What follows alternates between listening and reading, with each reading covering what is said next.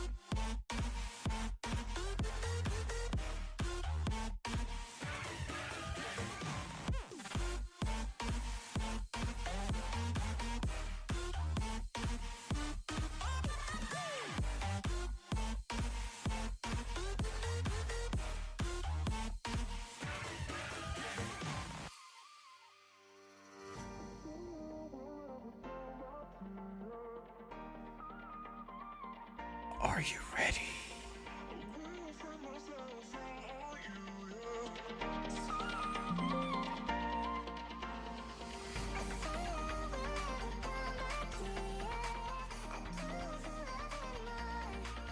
Are you ready?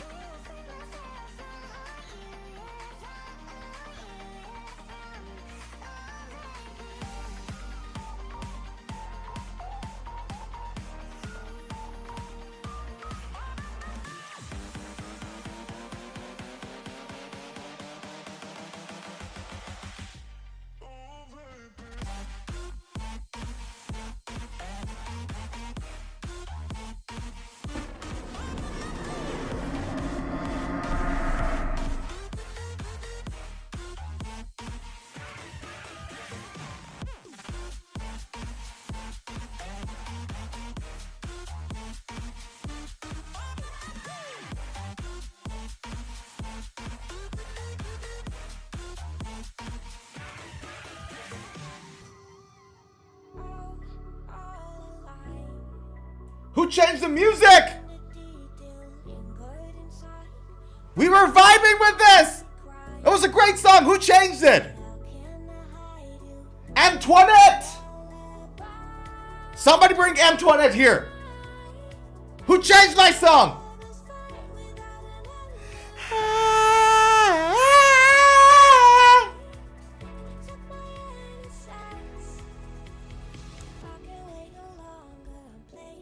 Ladies and gentlemen.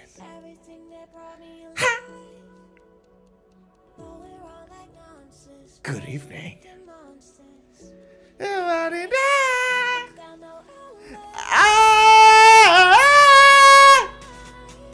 That's right.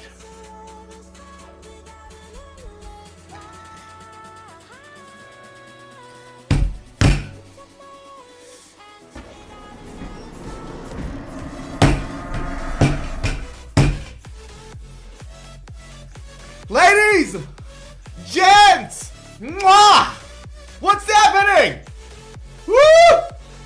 Let's go! It's the weekend!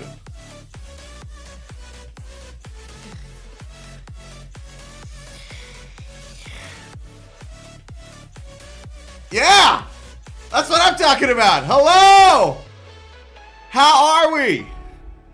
Hello! You, yes, you sitting there behind your monitor thinking I don't see you. Thinking you can just get away with things like that. Thinking you can just hide away. Thinking you can just not interact. Just sit there somewhere and think I didn't notice you. Like a classical guitar player. Classical guitar players do this, right? Classical guitar players, they just sit somewhere like, ugh. And they have like these bow ties and tuxes on and everything else, and they think they're shit. They think their shit is fly. It's not. I see you. Good evening. Good morning. I don't know where you are. Where are you joining this stream from? I hope you're well. Happy weekend. Because my gosh, what a day to be alive. It's a good weekend, dude. It's a good weekend, man. Like, energy. Let's go. Let's go! Yeah. All right. Check this out. We've got a crazy docket today. We're going to talk about so many crazy stuff that happened in the guitar market today. Number one, we're going to talk about the dumbness of the guitar market, because it's dumb. Let's be honest. Strandberg unveiled a new Plini guitar which glows in the dark. Guitar Center started this massive discount, and that tells you something about what's going on in the guitar market. Then we're going to talk about Jeff Beck's Oxblood Les Paul making a return. And then we talk briefly about a new PRS guitar, which I've already made a video about, but there were a couple of things extra that I didn't talk about in that video, and we want to talk about it today. And with that said, ladies and gents, let's get the party started, baby. Let's get the party started. Dorotio! What's happening? There we go. For those who don't know, by the way, Dorotio Garcia, one of our guys. If you're on Twitch, you don't see it. This is the YouTube chat. If you're on YouTube chat, you don't see it. Twitch either, I guess. But the point is, for those who don't know, the man is a heck of a guitar player, and he has this crazy aqua guitar with roasted maple neck, which I totally dig. Which I happen to know is a Chapman guitar. So that's crazy. Zuhair! Hello! Good evening! How are we? Let's get the party started. And to do that, guys, how's the sound? Is the sound okay? I'll be doing a lot of screaming on this microphone, but I don't want it to go crazy. Like, I want it to still be audible as much as it's humanly possible. All right. There we go. I'm already heating up, man. I had to turn the heater off. Sounds fine. Perfect. Thank you. Okie dokie. So, with that being said, let's get started, because there's a whole bunch of stuff I wanted to talk about today. I don't get the guitar market, man. I don't get the guitar market. It's been insanity. Okay. Let me take you. Check 1, 2, 3. Yeah, hell yeah. How is it? Good. Zuhair said it's good. Let's get the party started.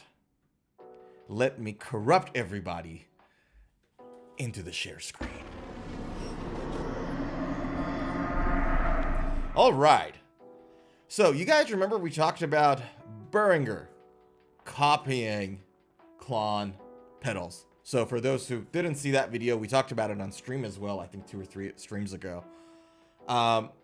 What happened is that you got this original old school pedal called Klon. Only 8,000 units were ever created since 1994.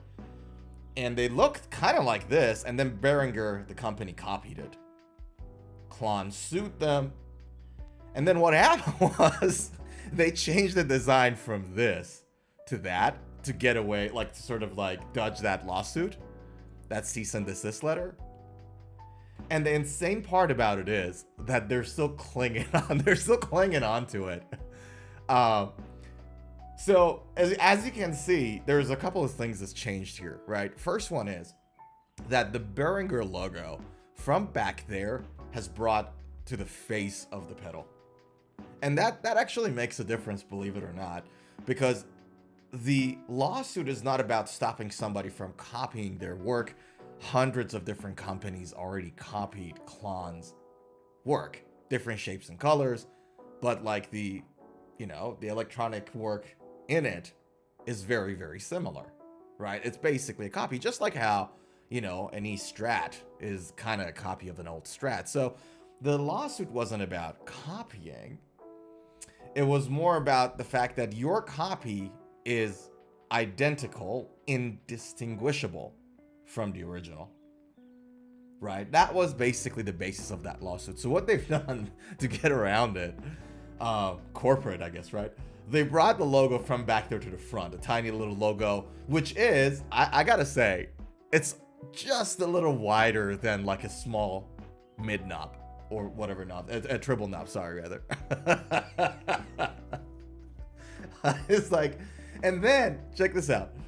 They changed the name Centaur. Let me make this bigger so you guys can see it. They changed the name Centaur. Oops.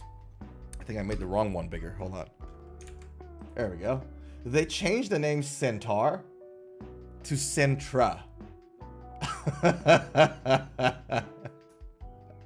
And then they sort of like draw a slightly different centaur on that pedal.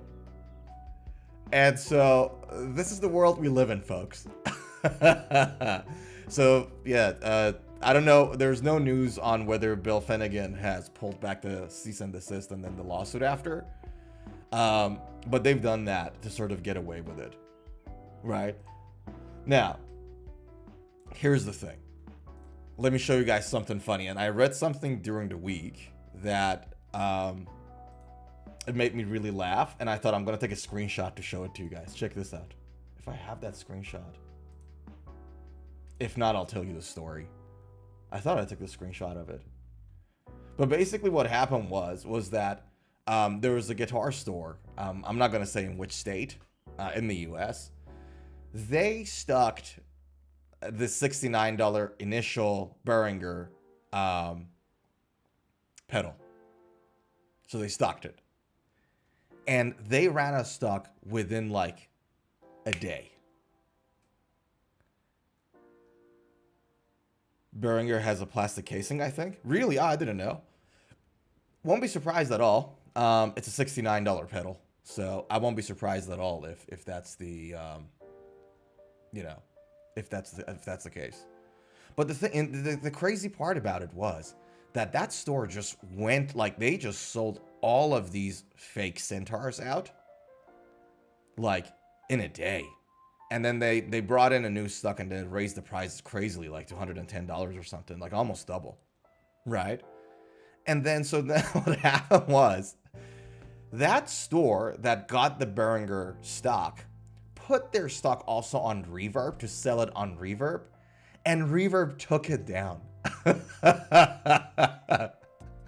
Reverb actually took it down because of, I think it was copyright and something else. Like when you copy somebody else's work, like copy somebody else's product, like a cheap fake, like a chipset. For that, Reverb actually has a policy against those. They brought it down. So you don't hear me say it often, but firm handshakes to Reverb for doing that. But anyways, those guys figured a way out to sell those again, and then Behringer went out with the new Centra overdrive pedal. Yeah, what do we think about this? What do you guys think about it? You know, like, my thought process really hasn't changed. For me, it's like, as long as the person who's buying it are clear about what is it that they're buying, so they're not being tricked. They just know that you know that you're buying a chipset. You know what I mean?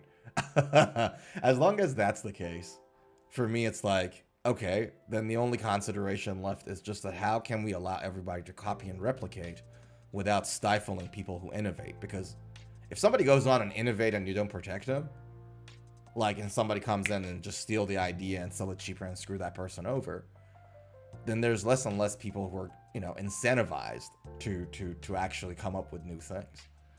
These are my only two problems with it, to be fully honest with you. What do you guys think? Chat, what do you think? Tell me. Would you guys buy it? Would you buy this Klon Centaur copy? It's like, I don't know, Klon Chipson?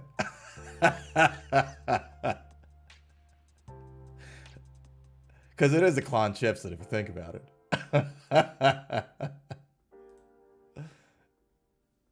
Yeah, it's crazy. But then the thing about it was, and this is why part of the title of this video, of the stream, is that the guitar market is dumb. And it reminded me of the dumbness of the guitar market. I'm not going to lie to you guys. I'm not calling everybody dumb. But like, our purchase habits, our way of buying is really emotional. So what happened is that there was a massive demand for a fake Klon.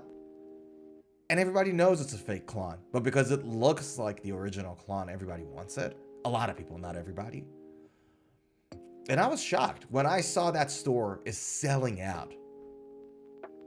And it wasn't in like a massive city. It wasn't a store in LA or New York or Austin, for example, or Houston, where like the entertainment industry is big. It's like live.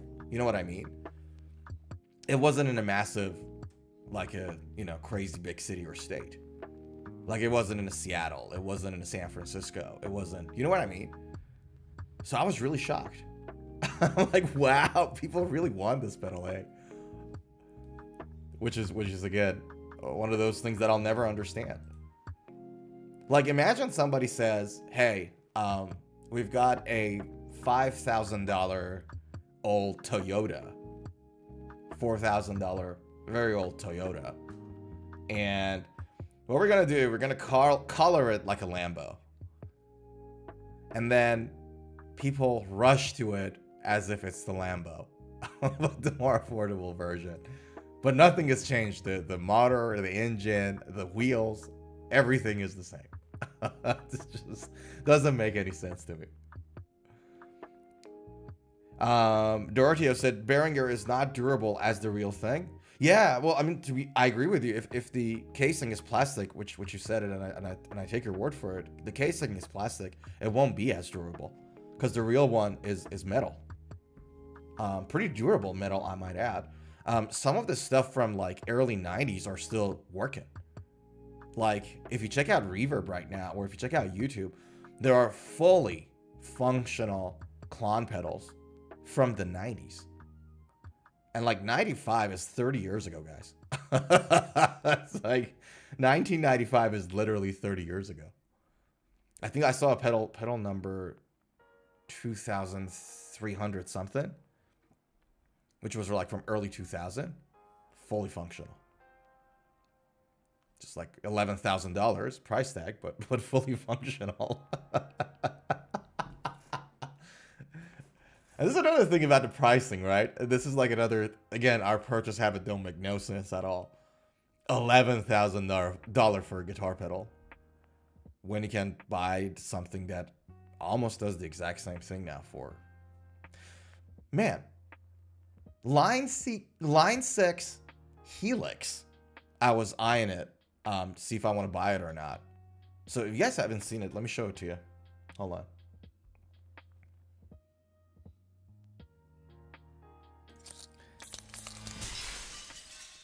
Check this out. I'm gonna go to what was I wanted to show you guys? I forgot. God damn it, I forgot what I wanted to show you guys. Dorothy says, I do have a Behringer combo amp from 2005 with made in Italy speaker. Oh, okay. Which works like a clock still. Heck yeah, okay. But things were made better back in those days. Yeah. Yeah, less cost cutting, huh? I agree with you. Things were made a lot better back in good old days. Things were made a lot better back in good old days. Now, you guys tell me. Yeah, thank you, Zohair. God bless you. Yeah, I was about to show you line 6. So this is what I've been eyeing, line 6 Helix, right? So this is a multi-effect processor. Thanks, Zohair. Right? And it is an insane processor. So you guys know Rob Chapman. I know Dorothea knows Robert Chapman because he loves Chapman guitars. But if you guys know Bobby Chapman, who is the owner of Chapman Guitars, is a professional guitar player himself, you know, artist for a long time, then they sat down and did a lot of tests with like actual Mesa Boogie amps and what they get out of Quad Cortex and Helix, which is this one. And they're almost identical. It's indistinguishably identical. It's this thing. Maybe I can find a better photo for you. Zuhair said, yeah, I had a Chapman ML6 or something years ago. I think I liked it. Yeah, there we go. So Dorothy is a fan of Chapman guitars. So he has like a really cool kick-ass Chapman, by the way. So this is the Helix. What? There we go. It's this, right? And it's very realistic. The sound you get out of this thing is extremely realistic, which I really like. when I heard some demos. So there's two multi-effect pedals that I was like, all right, this is really good. One is this one. The other one is Neural DSP Quad Cortex, which I'm sure you guys have heard of it. Pretty pricey, right? But this one is about $1,100 US, $1,200 US if I'm not mistaken.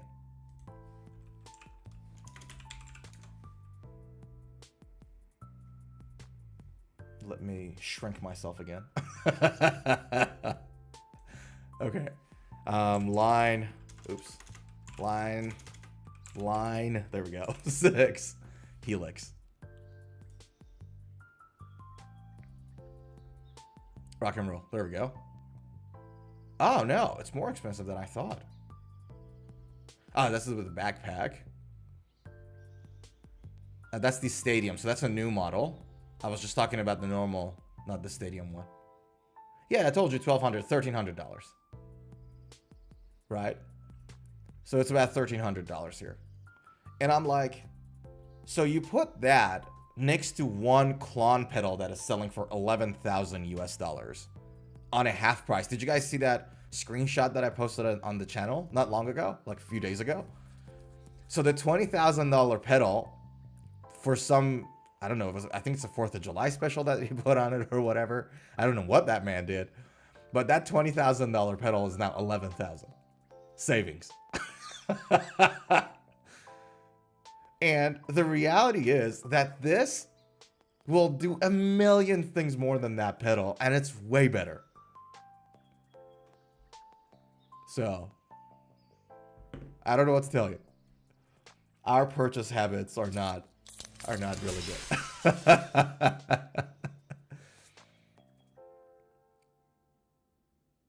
Zohair says, can you recommend some good free amp sim softwares?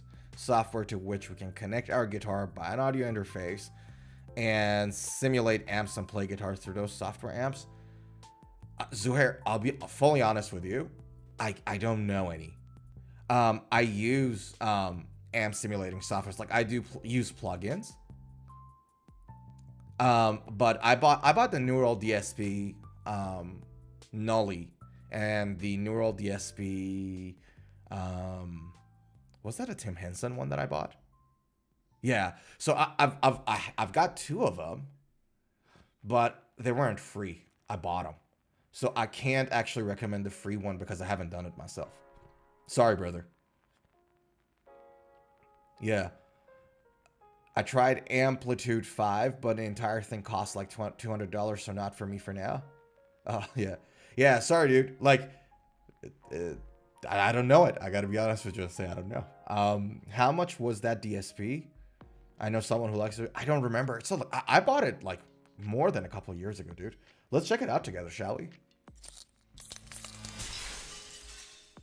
So this is the one I've got. Neural DSP Nully VST plugin. Archetype Nully. So it's 135 euros. So about 135, $140, I think. 135 euros. I think I bought it cheaper. I may be wrong. What's the euro to USB, euro to USD exchange rate? So 135, $160. Yeah.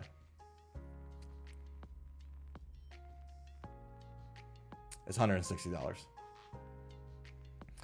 I thought this Line 6 Helix you were showing us was an amp simulator. It is. It's a multi-effects pedal and an amp simulator, right? So literally, I'll show it to you. Where is it? Did I just come out of that page like an idiot? I did, didn't I? Let's go back to, let's go back to, actually I can Google it. Line 6 Helix. So literally you can like set up a whole chain there. So you got an amp simulation there, and then you can set up a whole chain of multi-effects with everything else, and has a nice expression pedal. Yeah. So you can do all of it. So you literally set it up all here on that. Let me move myself. You can set it up all here on that screen. Am I? Hold on. Hold on. Technical issues. Hold on. Yeah, there we go. Okay, so right here, you basically set everything up. And you got like a whole bunch of amp presets. You got the Mesa Boogie, which I'm pretty into these days. I think Solanos, like they're not named that way, but like in the manual, it'll tell you that literally what are they exactly simulating. And it's insane. So one thing you notice when you go to use like a pedal only. So for example, if you get like a Boss distortion pedal, right? And you play it with like a clean amp or a little bit like distorted amp. What you notice is that with those pedals, a lot of times the frequencies are not exactly where they should be. So for example, I remember where we were trying to like test this out to just get a random pedal, and it was like a Boss Overdrive pedal. And they're great pedals, by the way. Like I don't have anything against them. They're really good. We were comparing that with like a Marshall amp, I think. And to see like how the distortion that comes out of one is different to the other. And we try to match them as much as we possibly could so we can, you know, point out the differences. And one thing we noticed was that the bass frequencies weren't in the right spot for the pedal, right? So like they're it's not just like the frequencies and like, you know, how much bass or treble, yada yada. It's also like where those peaks actually are in your range. And the pedals don't do a great job at that, like single pedal units. Line 6 Helix and Neural DSP's Quad Cortex are the two right now which everybody's talking about. Everybody's saying how awesome they are. John Mayer, by the way, speaking of Quad Cortex and the Klon Centaur, the $20,000 pedal, John Mayer is an owner of one of those Klon Centaurs. He moved to Neural DSP. So if you see his touring videos or photos from like 2 or 3 months ago, for 2-3 months ago or more maybe, you'll see like the Quad Cortex is literally sitting there. He converted to it. And he had like a massive, he was a big pedal guy. He had a massive pedal board. Moved to Quad Cortex too. Guthrie Govan.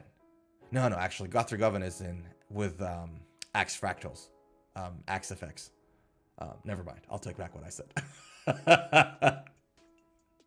Yeah. Do you guys use any multi-effects pedals or simulators?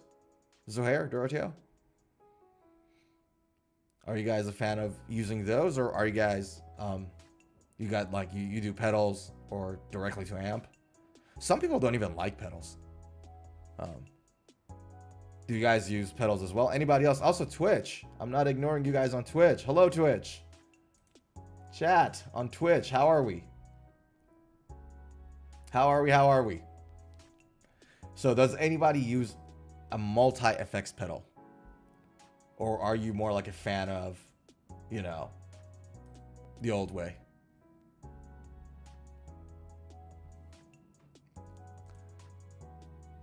Right. Zohair says, no, I had a Boss distortion pedal years ago, but sold it due to not using it. But otherwise, some days ago, came upon this Moore multi-effect pedal. Moore? I heard of those guys. Do they produce guitars too? Let's look up Moore multi-effect pedal. Oh, some days ago came upon this. Okay, let me see. Let me bring it up. Moore GE100. Okay, thanks for that. Let's check it out. And rock and roll. Is it this thing?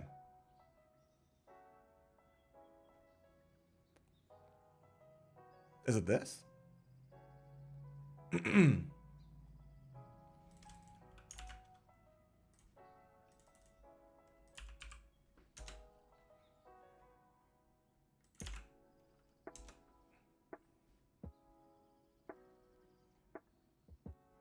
They don't have it here. Okay. This might not be... I don't... Yeah, okay. Let's have a look.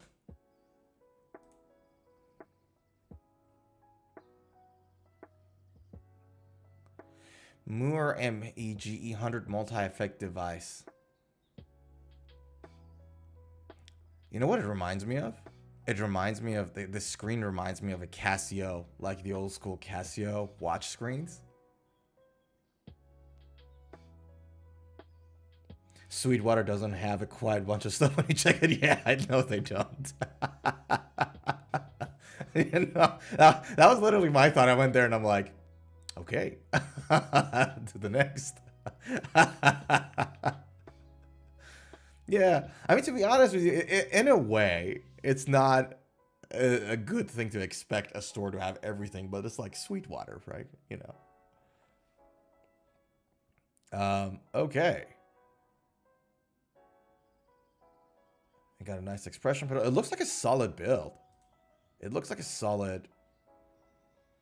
And there's like this screen. There's a stripe up there, which I can't figure out what it is. Mode value. Stop, delete. Okay, so stop, delete means it has a looper in it too. Hold both for tuning, play record. Loop, there we go, told you. Tap, lesson, rhythm, pedal. That's not an overdrive pedal, is it? Is it more of a looper? What is this? That looks pretty good, dude. I like. It looks like a nice and compact thing that does a lot of things. So, tone. From light overdrive to smooth, sustained crunch, and to stormy crazy metal. Distortion. Okay, I stand corrected. What kind of distortion are you literally obsessed with? You find the answer in G100. Algorithm engineer has put the distortion sound as a top priority. After careful modeling testing, the end result is 23 distortion sound and 7 amp simulations. Nice. Okay. That's pretty good.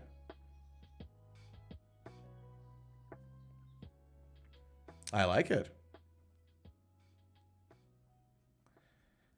9 milliamps, that's pretty standard. 9 voltage, pretty standard. Wired or battery operated, fantastic. Love that. Yeah, I've never tried it. I've never heard of these guys before. I've heard of the brand Moore. If I'm not mistaken, there's a bunch of headless electric guitars that they've been producing lately. I think so. We can look it up. But yeah, if you buy it, I hope you enjoy it, man. It's always nice to get a new set of sounds coming out of your guitar and everything, you know? So why don't people just get these multi-effect devices instead of getting individual pedals? I don't know.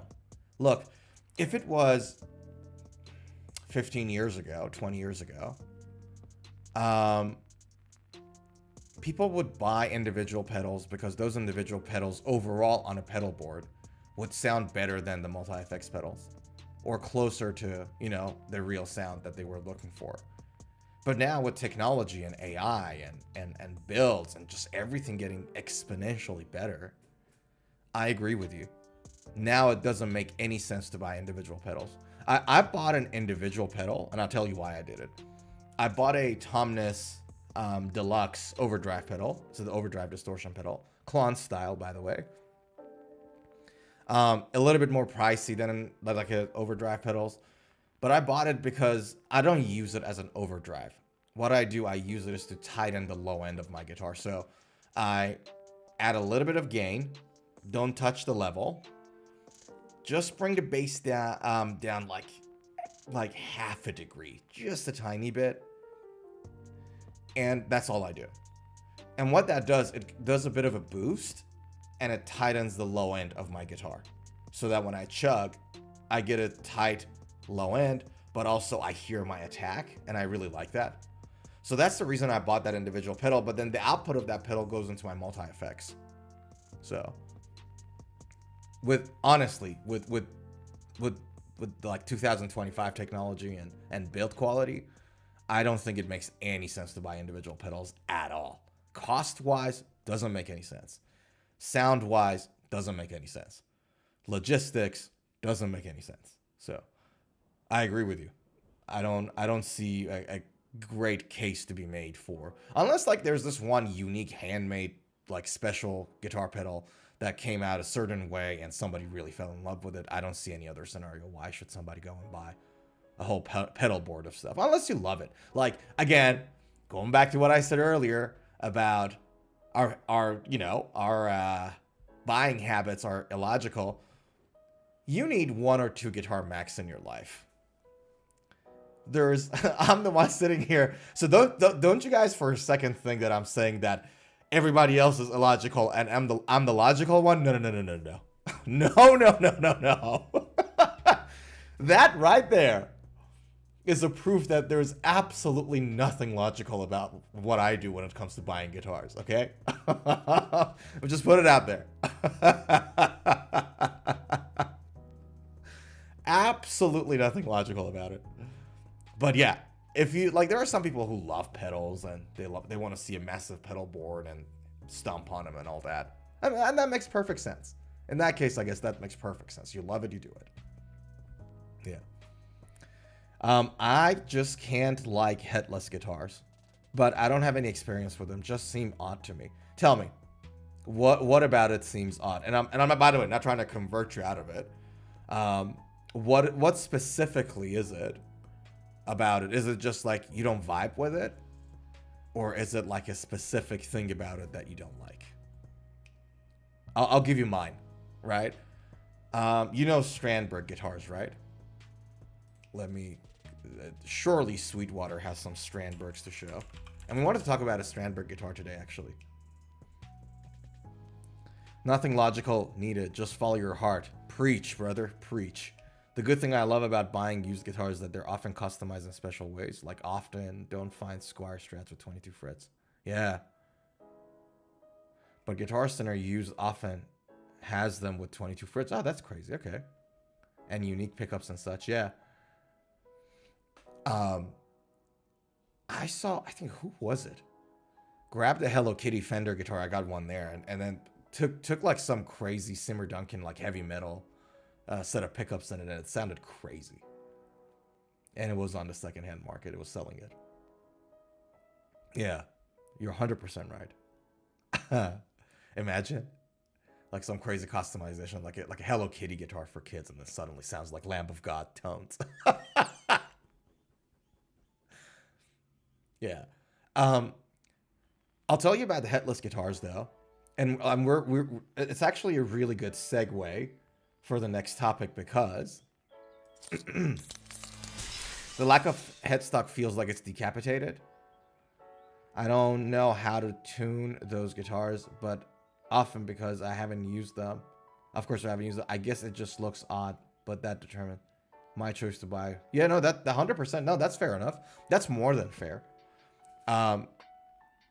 It's, you know, it's your decision to make and no one is allowed to say shit about it.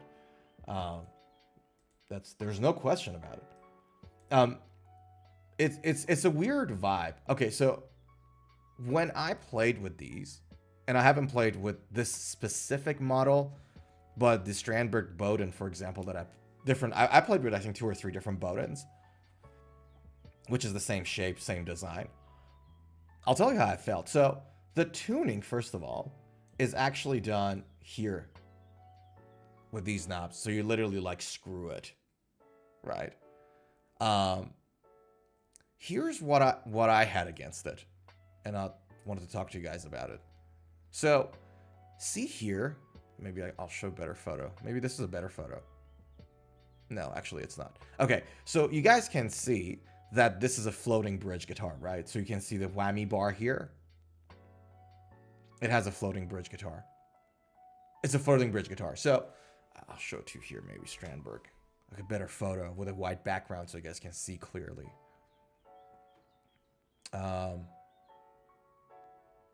Now we can't find anything with a tremolo bar. Come on! Come on, man. Don't do me like that. I hate this thing. All right, hold on.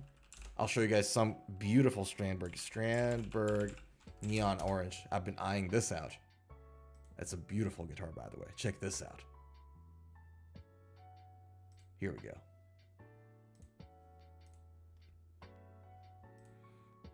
Can I get a big photo of something? Like, why am I struggling to just...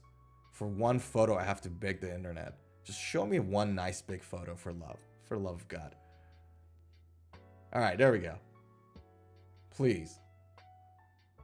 No. Okay, that's maybe a little better. Okay. check this out. So this is a guitar with a whammy bar, right? And if you guys can see down here, there is this cut in the guitar where the tuning knobs are located. Now, the challenge is that this design of a guitar has a floating bridge. When you play this guitar seated in a classical position, right, this hole, this cutaway, goes into your thigh. And it's going to push against your thigh. And what happens, because you got a floating bridge, your guitar goes out of tune. And it's not like a massive squeeze or anything.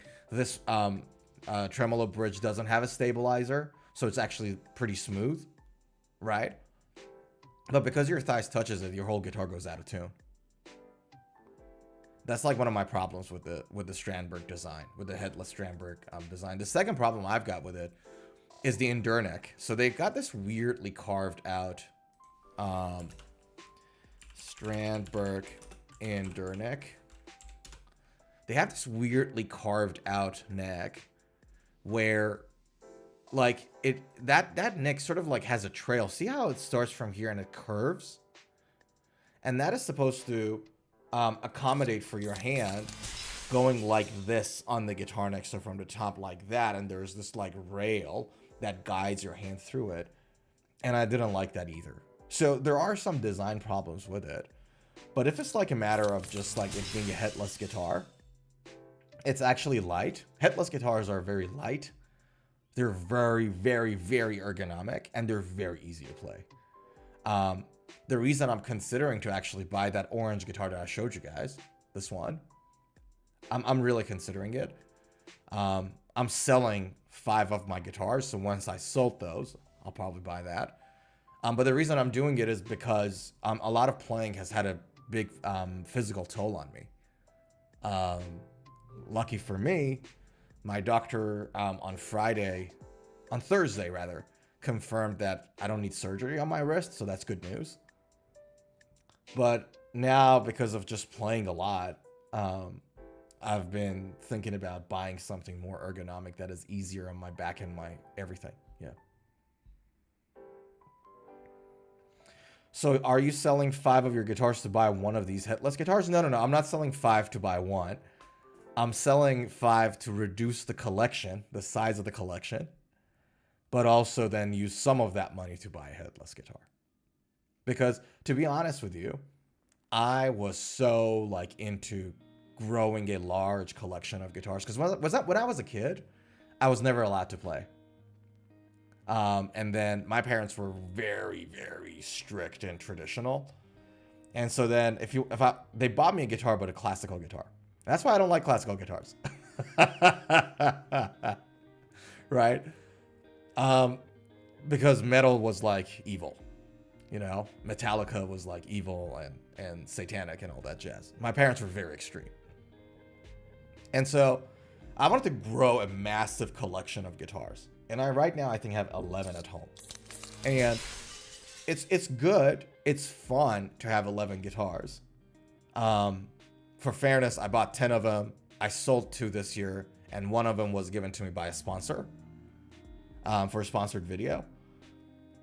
But you don't play all of them all the time. So I play like I touch 2 or 3 guitars a day, and it's mostly the same guitars. It's the Nunos, and it's my Music Man Kaizen. Usually I play those during the day, and the 7-string. I've been playing the PRS 7-string for Spirit Box song covers. But you don't play all of them. And when you don't play all of them, you don't feel good about it. I don't feel good about it. I think the guitar needs to be played. It's not a decor. People should love it and play it and get it out of the package. And there are some guitars that I haven't brought out of their case for a while, and I don't like it. That's why I'm selling them. Empty Sympathy. Hello. What would you recommend for a budget 7-string guitar? What a question. What a question. Boy, I've got an answer for you. Okay. check this out. I was actually talking about this not long ago. You've got a few good options. Let me find the first one for you. Okay. This is... Hey, brother. Okay. This is my guitar.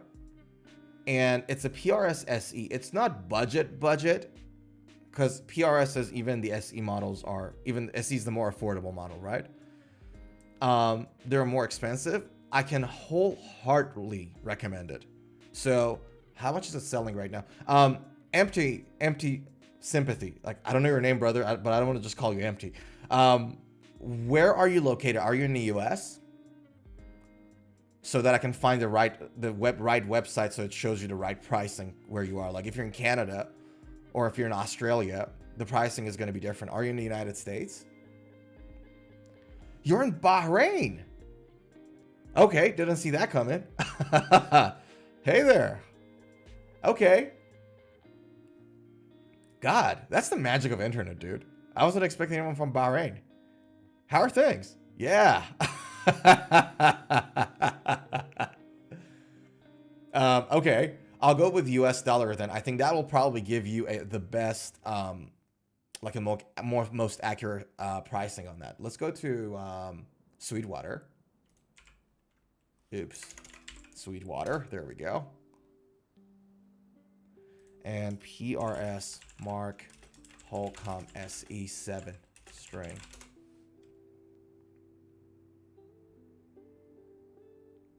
So this is the new model. It's the 7 string. It's $1,200 US. Right? What I have is the walnut version, which is the 2019 version. And I'll show it to you.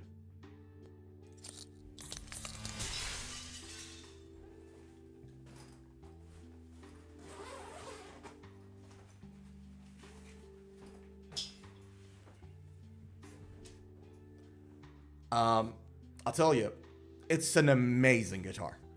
So if you are willing to go like as you know, to pay about $1,200 for a guitar, it's not affordable. It's not like a cheap guitar, that's for sure. It's not a super expensive guitar, but it's like, you know, sort of like mid high. I wholeheartedly recommend it. In all honesty, I've played with 7-string guitars far more expensive than this. And this is probably the top 3 7-strings I've ever touched in my life. So it's just crazy. And I was playing it last night. I love this guitar. I really adore this guitar. Something around 500 USDs. Okay, there is an ESP LTD. I'll show it to you. Give me a second. Let me put this guitar back.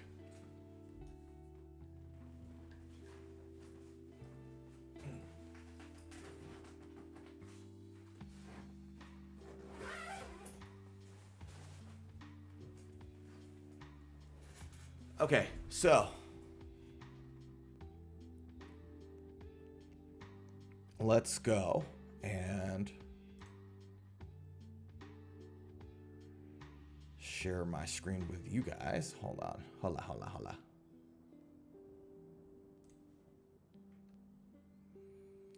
Remember, you can get used in great conditions. 100%. Zuhair is 100% right. So, Empty, when it comes to buying the guitars right now in today's market, you will get insane deals in the secondhand market as long as you know what to look for when you buy a secondhand guitar. And I'll talk about it in a second too if you don't have experience buying it, to like check out the guitar to make sure it's in good health.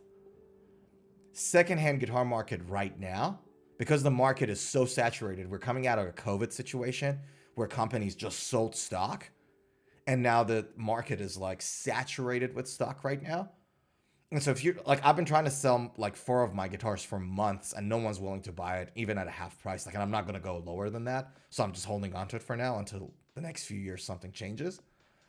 But the secondhand guitar market is insane right now. It's so many good deals in there. So if if you know what to look for, you're going to get like really good deals. Recommended website, Reverb is a good one. So Reverb is probably the best one to buy secondhand guitars from, but nothing is as good as you buying it locally and play with it yourself, right? So Reverb has some protection in place. For example, if you receive the item dissimilar to what was advertised on the listing, you can get a refund. So there are protections like that in place. And when I buy something from Reverb, I video the whole unboxing and testing and playing, so that, like, uncut, right? So that if there's something wrong with the guitar, I have proof that I didn't nick the guitar, I didn't break it, right? But Reverb is probably the safest one and the best one to go to,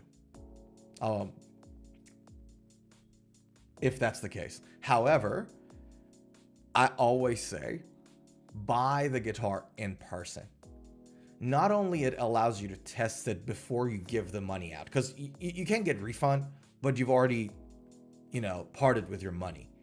And that creates extra struggle sometimes to get your money back when you need to.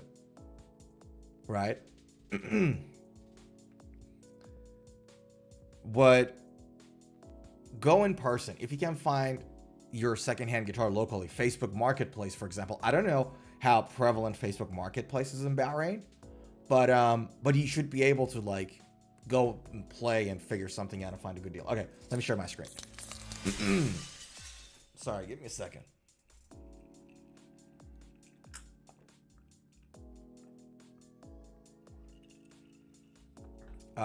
Much better. Okay, so where is that ESP LTD seven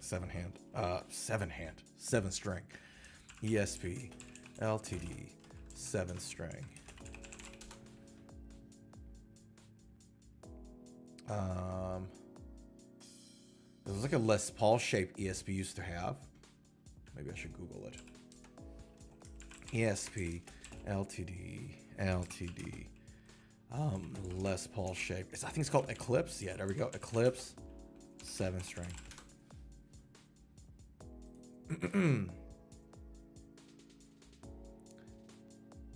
Where is it? If I can find it. That's an E2. I want the LTD, not the E2. There we go. I think it's this one.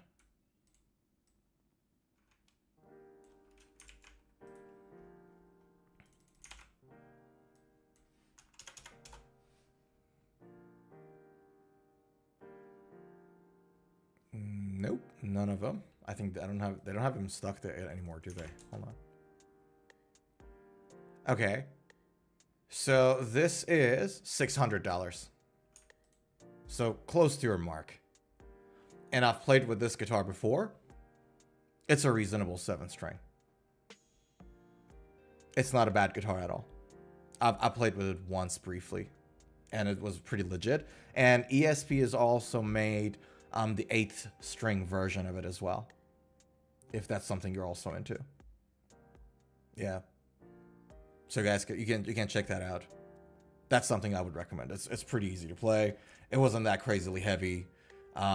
The only thing about Les Pauls is that Les Pauls by design are, because Les Paul, right? Are very boxy in that area of the guitar. And 7-string guitars in nature are bigger and bulkier, obviously, than a 6-string. Longer neck, bigger body, so on and so forth, right? So that's the only consideration I would have when it comes to buying a particular Les Paul shaped 7-string guitar. Yeah, so this is something that I've tried before. It's a great guitar. It plays really well, and there's really nothing wrong with it, other than that bulkiness up there. So as long as you're cool with the Les Paul shape, that's a Les Paul shape thing. That's not this guitar thing. That's a Les Paul shape guitar thing. If you're happy with it, I can recommend this guitar. It's a good guitar. Unfortunately, guitar market in Bahrain is very limited. We have good shops in here, but again, variety is very limited. Okay, fair enough. Okay, so you can if you can also check this website called Reverb. So Reverb is this website that it was initially created by Chicago Music Exchange to sell secondhand guitar, and then it blew out. Like, it's the biggest secondhand guitar website in the world, and the companies then started to also pour in their brand new stock in as well. But I bought guitars. I bought 2 guitars from this website, and some strings, and they're really good. I haven't had issues in the past 3 purchases with them, and I know a lot of people buy guitars from them. So you can go to guitars, and then go to 7-string, solid body 7-string. Do we have a 7-string thing here? No, solid body. And then we want 7-string solid body guitar. So you can find a whole bunch of stuff here. Look at that, by the way. What is this? Well, I've never seen anything like it. Look at that. Holy smokes. Okay, this has a design problem, by the way. That's not a good design. See this? See the tuning knobs? They're going to be too close to the wood. It's going to hit your fingers to tune. It's like your finger's going to hit the body of the guitar when you tune this guitar. It looks insane, but it has a design flaw. You need a bit of a gap down there for you to be able to tune this guitar well. But anyways, I digress. Here in this website, pal, empty, you'll be able to find a lot of guitars that are very reasonably priced.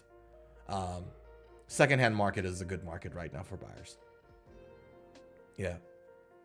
So as long as you do that, and by the way, if you decided to buy something from Reverb, please make sure that as soon as the package arrives, you turn the camera on and you unpack it in front of the camera without any cuts and go through it thoroughly, right? So let me stop the music for a second. This is important. I want us to be able to focus on this. Let me share my screen. So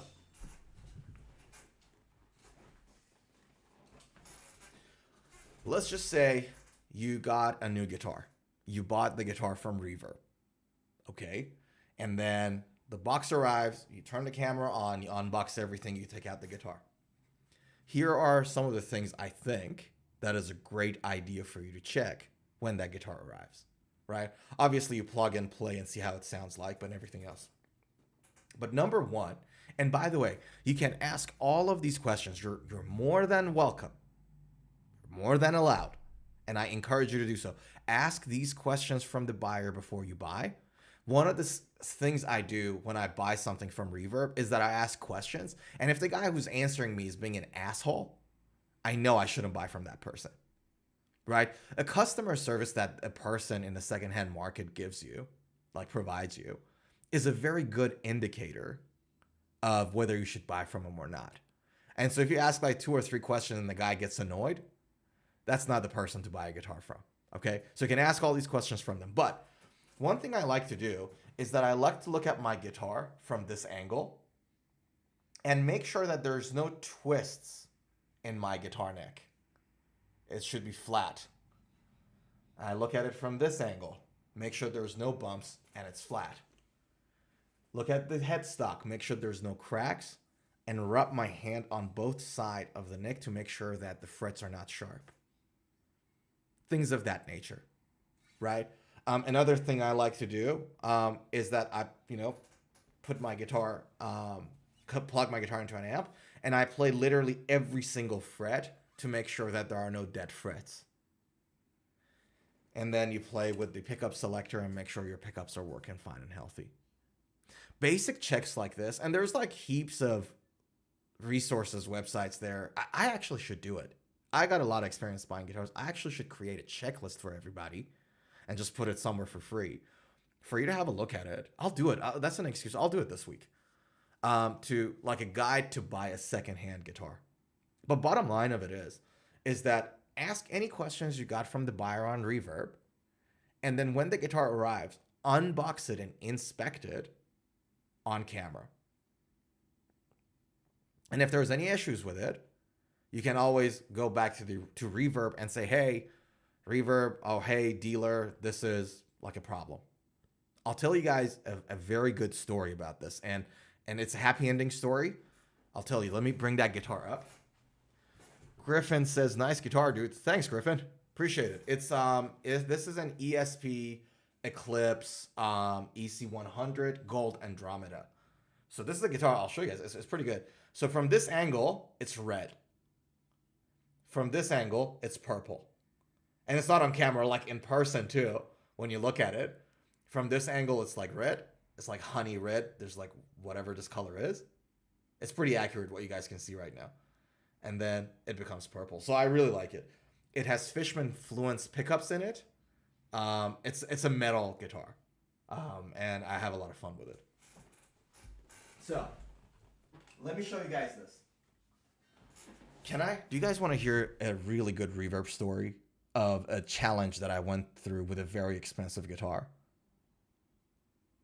Let me tell you guys that story because, and the reason I want to share it with you guys, because I bought a very expensive guitar from Reverb and it had some challenges and I want to share that with you guys. So I'm just going to quickly answer Griffin's question. Griffin asked, how much is that guitar? I genuinely, brother, don't remember how much I bought it for. I can check the price for you now. Hold on.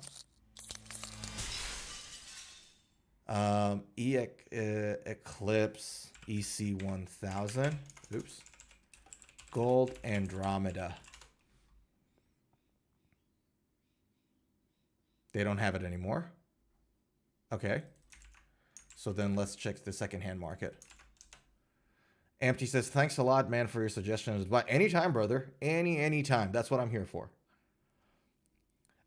If there's anything I can, say that it'll help you guys not to make the same mistakes I have, that's a good thing. So anytime, my guy. Anytime. So, okay. So one person is selling a brand new guitar for 2,100 Aussie dollars. So that's about 1,500 US dollars. It's 1,500 US dollars, pal. Right now. Griffin. Brand new, 1,500 US dollars. Yeah. Okay. Can I share you guys this story, please? I really want to tell you about this very expensive guitar I bought from Reverb and things didn't work out as intended.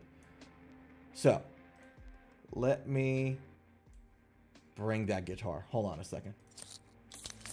Because this was a thing that I think it was like the perfect scenario, empty, about, or everybody else as well, about buying guitar from Reverb, especially expensive stuff, because with expensive stuff, there was a lot on the line, right? Like you don't want, like $200 mistake is a lot easier to deal with than an $8,000 mistake. So check this out. I wish they made a left-handed version. I don't know if they have it there, dude. I don't know if they have a left-handed version of it or not, because I'm right-handed. I don't check left-handed guitars much. I know there's much, like, left-handed guitars are a lot limited in terms of variety. So if that's the case, I sympathize, dude. That sucks. Yeah. It also has a blue Andromeda as well. So you got the gold Andromeda, you got the blue Andromeda, which is like blue and purple. Check that out as well in case there's like a left-hand version of that. But let me bring this guitar.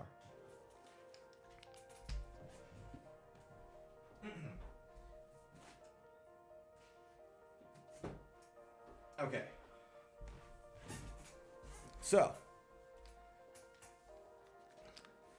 for those who are new to the stream, because the guys who have been on this stream have seen this guitar a few times. I love this guitar, and I play this guitar more than any other guitar these days. But I bought this guitar from Reverb for $7,800. Right, so this is a US made Washburn N4. It is a 20-year anniversary Nuno model, and only 100 of them were ever made. So if you have a look at the headstock, you can see that Nuno has signed it, and this one is number 25 out of 100. 25? 28. This is 28 out of 100. And it has like exotic wood, so it has bird's eye maple neck, golden African Corina. It's actually golden, so it's not the color. It's like the wood is actually golden. And then you got the Hawaiian Koa at the top with Bill Lawrence XL 500 pickups and Seymour Duncan 59. This guitar right now, if you go on Reverb, there's only one more that they're selling, I think, for much more expensively, like crazily, right? But this is an expensive guitar for me. Like, I work 2 jobs, okay? Like, I got a day job and I do YouTube. So I work a lot for this, but I bought it. I bit the bullet. It was a lot of money. It's not that heavy. I don't know whether it looks heavy, but it's actually not that heavy. It's a beautiful piece, dude. And like, there are days when I'm like, man, why am I putting 70, 80 hours of work a week? I'm tired and I don't want to do this. And then I play with this and I'm like, yeah, it's worth it. You know what I mean? It's a beautiful piece. And by the way, for those who don't know, so Nuno Washburn guitars, Nuno Bettencourt signature model DN4s, have this Steven extended cutaway here. This guitar doesn't have a heel. Like a lot of guitars in their neck body joint have heels. This one doesn't. So like your hand literally can go all the way back there for just a easier neck hug to play the things a lot higher frets a lot easier. But this is the story I wanted to tell you guys about the importance of videoing everything when you get from Reverb. So important. So important. So I bite the bullet. I bite the bullet and buy this guitar. The guitar arrives and I'm in a chat with the seller. The seller is located in Australia, in Queensland, the state of Queensland. And, you know, formalities. Hello, how are you? Is there any issues with the guitars? I did exactly what I told you to do, Empty.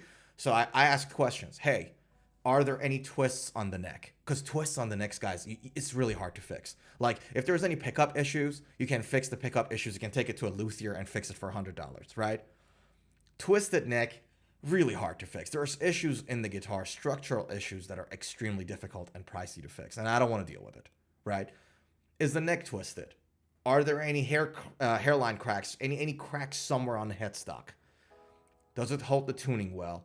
And the guy answered all of my questions with very, very polite and very gracefully. Great sign. Excellent. Here's my money. Send me the guitar. When is it going to arrive?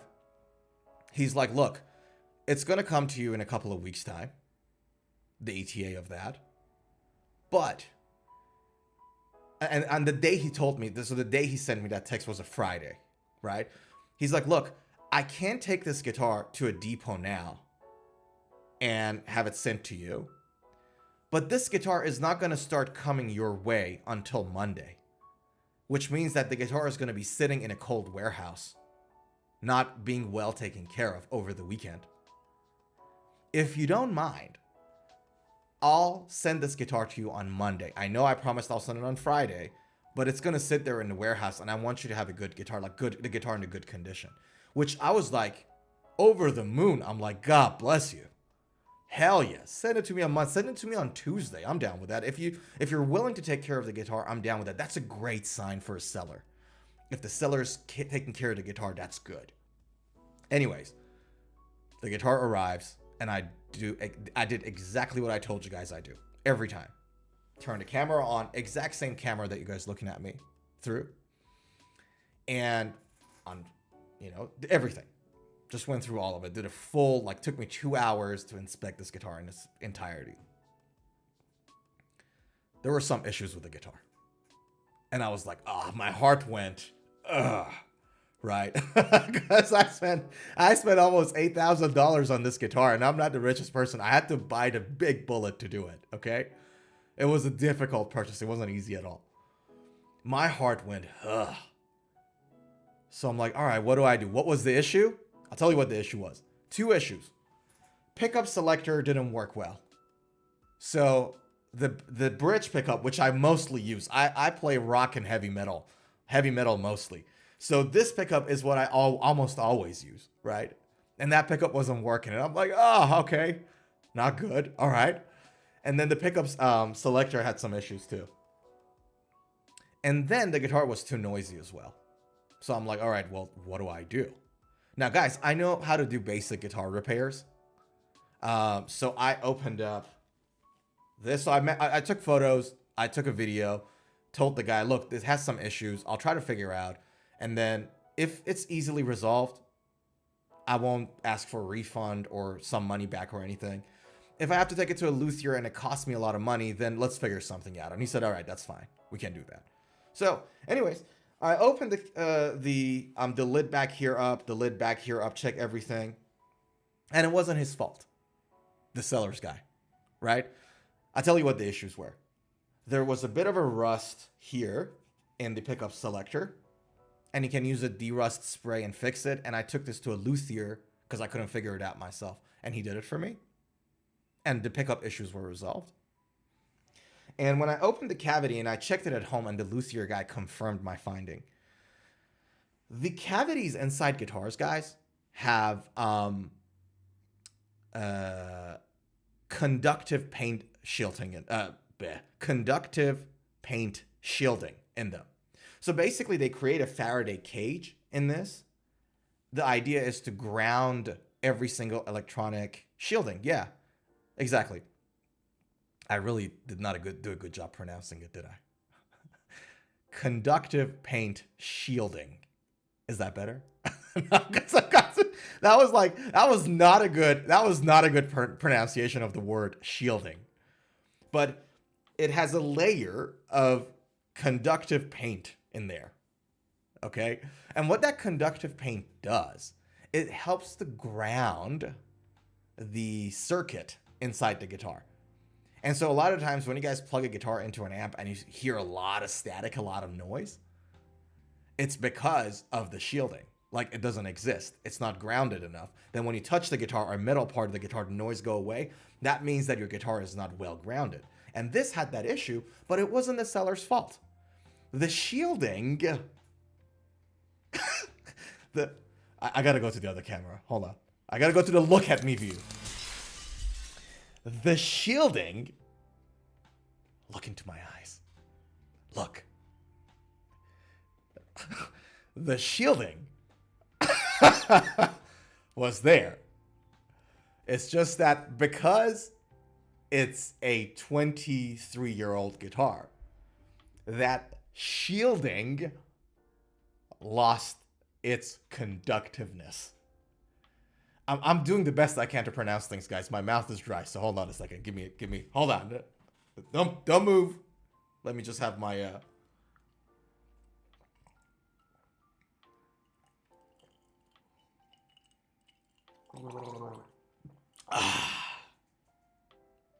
That last bit was unnecessary, I know. But it's okay. We might be able to finish the stream pronouncing these words right, but hey, let's see. Let's see where this goes. But because the guitar was old, because this guitar is made in like 2009? Yeah, 2009. It's like a, almost a 30-year-old guitar. And so the shielding was ruined, was destroyed. And in a scenario like this, it's not the seller's fault. So I told the seller, look, I spent $20 fixing that pickup selector issue, and the shielding is not your fault. So no, I don't want any refunds.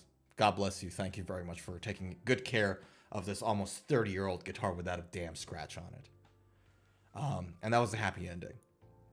But I told the story to tell you guys the importance of when you buy something from Reverb or a similar secondhand market online, it's so important that you record everything, ask questions, don't be shy to do it. You're the one who are spending money.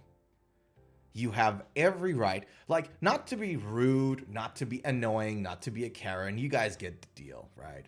Be polite, be courteous as much as possibly, as much as humanly possible. But ask questions, don't be shy. Because sometimes, and I feel it too, it's like feels like shy. Oh, sorry, can I ask one more question? No. Ask your questions. And because of that process, because I asked questions and I was willing to inquire and I tested it, everything worked out well. So it was a happy ending thing. Long story short, guys, buy from Reverb if you want to. There are some good guitars there. Much cheaper than the first-hand guitars. and then do that. Did you see my above questions? No, dude, I didn't. Sorry, I was telling the story and trying to pronounce the word shielding correctly. Let me go. Let me scroll up. This whole shielding thing really, really threw me off. Sorry, dude. What was your question? Speaking of, remember you can use great conditions. Speaking of what to look for, you know how you, what? You know how to know if, say, a headstock's been broken and repaired or not? You can, because there will be like a hairline. Look, you can and you can't. Let me put it this way. So let's just say this guitar's neck broke like right there in the headstock, right? What the luthier would do, they would glue it. Sometimes they would actually drill some holes to put some carbon rods in there for extra stability, in which case you'll be able to clearly see it.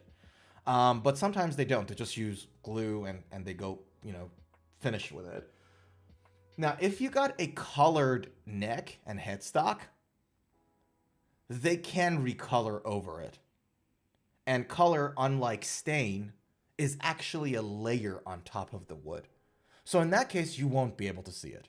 If the luthier has done a decent job, no, you won't be able to see it. Because you basically, they glue it together, and then they put some glue and whatever on top of it, and then they sand it, and then they paint it. So you won't be able to see it now. But if there is like, you know, carbon rods or something inserted there, if your neck is like a, you know, a sort of like a more expensive wood like this one, bird's eye maple, you can see a change in the pattern of the wood, I guess. So there are ways to figure it out if your neck is not like, you know, painted, it's stained or something like that. And not, it depends on that fixed job. Yeah. So that was the first question I missed. Was there any other questions I missed? For newly bought guitars, those checks can be figured out. I agree. But what about having to open up the cavity and checking the wires? That's what I just did. Yeah, I think you asked that in the middle of the questions. That's literally what I just did. So when you buy a guitar and it arrives, you can actually, if you know what to look for, you can actually open the cavity and check things out. Yeah. So you might not need to do it if the guitar is playing well. If the guitar is playing well, sounding well, then there's no point in doing that. Obviously, you have no choice but to open the floating bridge cavity to set up the guitar. You restring it, you set up it, you have to open that bit to set up the guitar professionally. But if you're talking strictly about the wiring of your guitar, if it plays right, there's no point in doing that. You only open it if there's any issues. Yeah. So that's really not needed as long as your guitar is playing fine. If there's any issues and your guitar is like not playing right, too noisy, when you use the switch, there is a breaking sound and something's going on, not like something's not right, then yeah, you open up and check it out, right?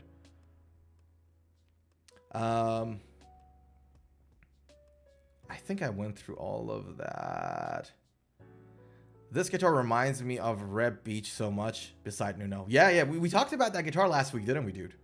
Sorry, tough questions. No, great questions, dude. Great questions. Are you kidding me? It's so, you can't believe it. Like, if I was like, you know, going back, if I was like in my 19, like, if I was in my like 20s, early 20s, I would have loved to hear the answer to these questions, because like what I know of these things now is because all the mistakes I made. So hopefully you guys won't make the same crappy mistakes that I did, and hopefully you guys pronounce the word shielding better than I do, because that's that's gonna haunt me for the rest of the week.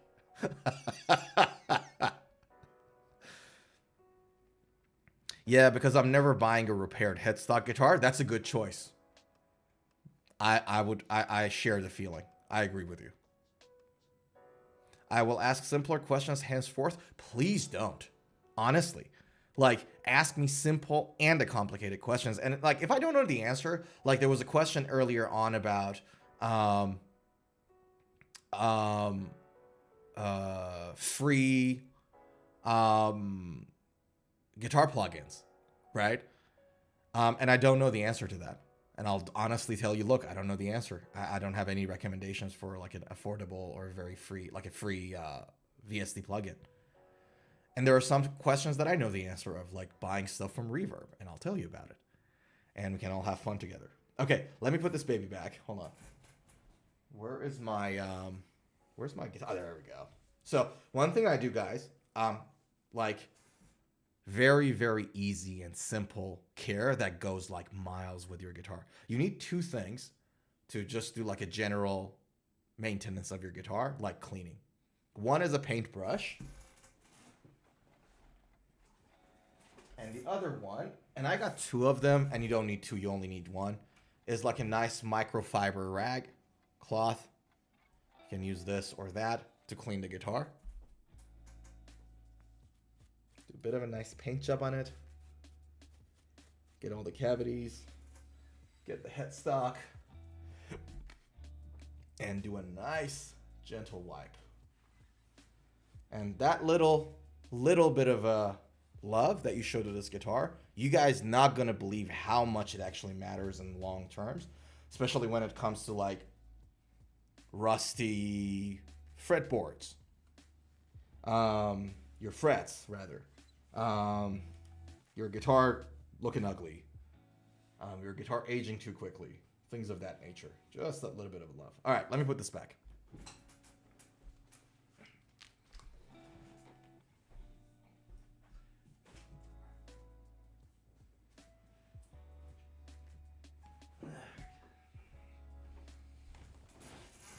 Hoorah. All right. Is cleaning the strings necessary? To be honest with you, I clean my strings. Necessary? Look, yes, ish. You know, because unless like you got too many guitars and you don't mind getting it refretted. Okay, so this is what happens when you don't clean your strings. You guys have seen like there's reverse mountains that sometimes build up under the strings. Like if you play the string too much and you don't clean it. So obviously when you clean your strings, you're elongating the age of that string, right? Because when you clean it, rust doesn't build up, dirt doesn't build up, your string lasts longer, saves you some money, you know, of having to like, I guess, buy a new set of strings more often. So that's the more immediate impact. But also, that rust on that string is going to get transferred to your frets on the guitar neck as you play. And that also then impacts the frets of your guitar, right? And now you don't want a rusty set of frets on the guitar. You can always polish your frets, and I do polish my frets like for all the guitars at least twice a year. I think it's safe to say.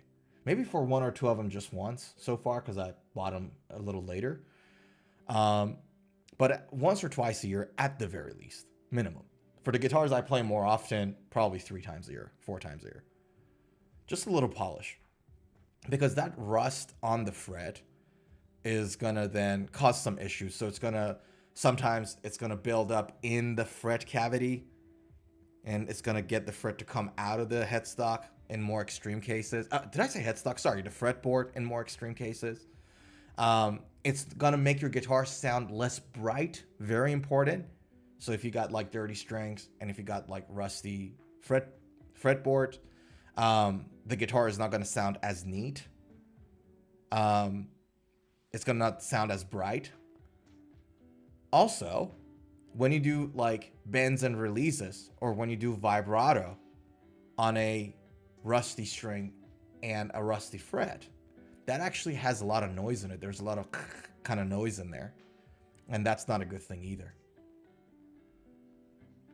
Yeah. Zuhair says, oh yeah, so what about headstock versus headless, the difference? it depends on the headless guitar and the normal guitar, right? But I'll give you the general stuff that I felt when I played with them. Obviously, the headless guitars are lighter, easier to carry, more ergonomic in a lot of instances. So they're not that more ergonomic than a guitar like a Kaizen. You know the Kaizen Music Man?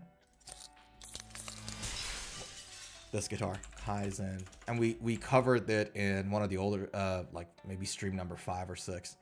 Kaizen 6. Right? And I showed you guys that I got the black one at home. So I've yet to play with a guitar that is as ergonomic as this.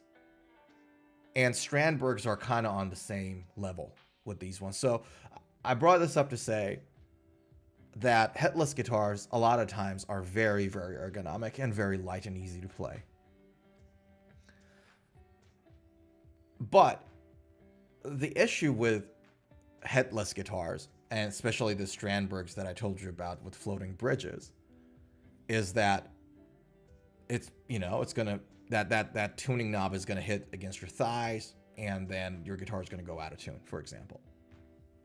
Just because it moves the floating bridge, not because that it detunes it from the tuner side of things. That's another issue. Now, there are a couple of things that some people bring up, and I don't know exactly how much the effect of that is. For example, they would say, if your guitar is missing a headstock, or if the body is carved out too much, that kills the resonance of that instrument. And so you lose sustain, you lose tone, and things of that nature. And those are like the heavy believers in the tone wood argument. And I think tone wood does have an impact on the final sound, but the impact of it on the final sound is not as much as your pickup and your amp. So it's that. Ultimately, to be honest with you, I think you should just try. You should just try and see how you feel, and then go with it. That's the best way to go. And we had a chat about it earlier. If it's your money, man. Like, if you're like me, and a lot of people are like me, and I'm sure you are too, and you work very, very hard, 70, 80-hour weeks sometimes, and it's yours. It's your money. It's your time. Do whatever you want with it unapologetically. Who cares if some random guy online says, oh, dude, that guitar, whatever. I was having this chat with a friend of mine. He is a massive fan of Dimebag Darrell, Pantera guy, right? He loves that Dean model. I think it's called the ML. I don't know the Dimebag. What is the Dimebag's name, guys? The guitar's name? He loves it. Anyways. And he was getting crap from his friend for it. And I'm like, dude, why would you just go? Just buy it. Are all headless axes have those unusual body shapes, it seems? Hey, no, not all of them, dude. Not all of them. Yeah, Dimebag Darrell Abbott. Not all of them have those weird shapes. So, for example, Kiesel's have headless guitars that the body shape is not weird at all. I'll show it to you, actually. You might like it. Who knows? Kiesel guitars. Check this out. So if I go to this guitar here, this is Kyber, their new model, by the way. So see this headless guitar, Zuhair? This is the O2 model. It's just a normal Strat shape. It just doesn't have a headstock, and the tuning knobs are there. And there is, see this, like, this wood pattern is different to the one up here. It's because there are different woods, and there's a carve under that tuning knob there that allows you to put your fingers there and twist it for tuning comfortably. So some headless guitars have very weird body shapes, like Strandbergs, as you very correctly said. You know, they look very modern, very new. I played with this body shape before. Extremely ergonomic when you play it standing. Such a comfortable guitar when you play it standing. But there are some models who also follow a more conventional body shape. There are some guitars with headstock that have a weird body shape. But yeah. Who said it? Somebody on the stream said a while ago that this looks like a booty. This looks like the guitar has a booty. Zuhair, was it you? Was it Dorothy? Who said it? Somebody said Kiesel Vaders look like they got a booty. And I can't unsee it anymore. You said it. You know how many times I saw a Vader photo and that's the first thing that comes to my mind? You ruined this for me forever. I still have it.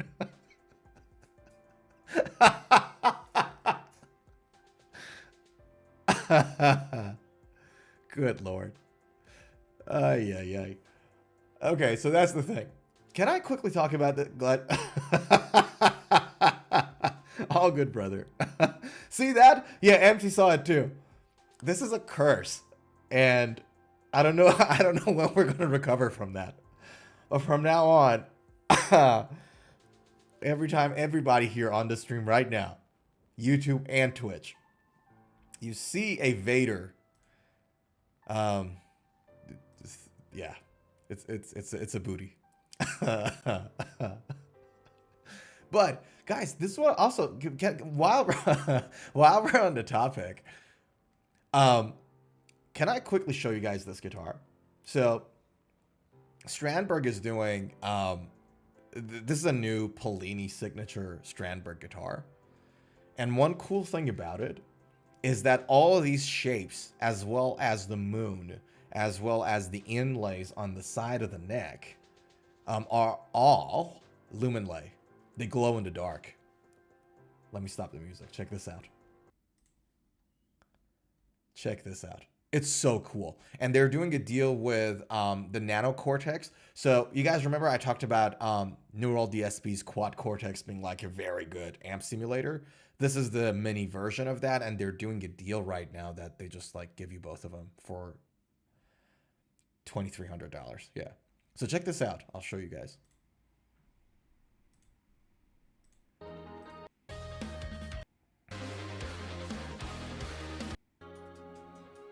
Yeah, see? It glows in the dark. And those like shapes and everything glow in the dark too. See that? Which I found like to be really cool. Now, honestly, you don't need lumen lay unless you play in the dark a lot or go on the stage, right? But this is like a really cool feature. I like a glowing guitar. Yeah. It's really cool, right? Because we've all seen like guitars with LEDs in them. Like Steve Vai had it, John 5 had it. We've all seen those. But I've never seen a guitar that in its body actually has lumen lay in it. Like these shapes, like the sun and moon and whatever, all these shapes there. Yeah. Yeah. But I don't think I like those strings that light up. No, I don't like them either. No, no. They're horrible. They sound horrible. They sound really bad. Because what happens with those strings is that the reason they are like got this neon reflection is because they're coated with some chemical, whatever chemical it is. They're coated with something. They do not sound good at all. Yeah, I agree with you.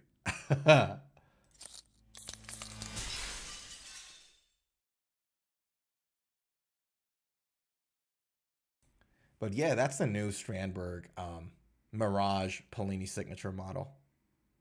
Yeah, so that's like a very interesting. Another interesting thing about this guitar. Check this out. Let me see if I can move. Oops. Sorry, my bad. Let me see if I can move this a little bit. Yeah, there we go. You guys see this hole here? So there is a hole here for the floating, the whammy bar. There was a second hole there, and that's also for the whammy bar. So you can literally take out the whammy bar, pull it out, and then pull it back into the other hole in case you want to have it on the other side of the bridge, which I also thought it's a really cool feature. Yeah. You can see it here too. See that hole? It's the same. It's the same hole as that. You can just switch it if you want. So yeah, overall, it's an insane looking guitar.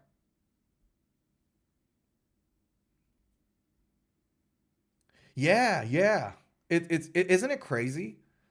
Isn't it crazy?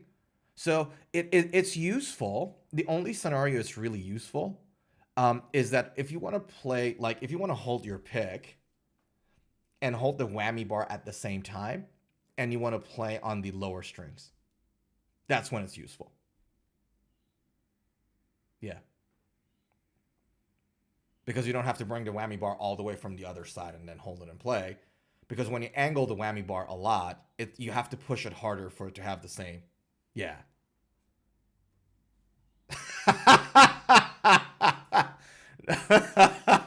You do not like that bridge, brother.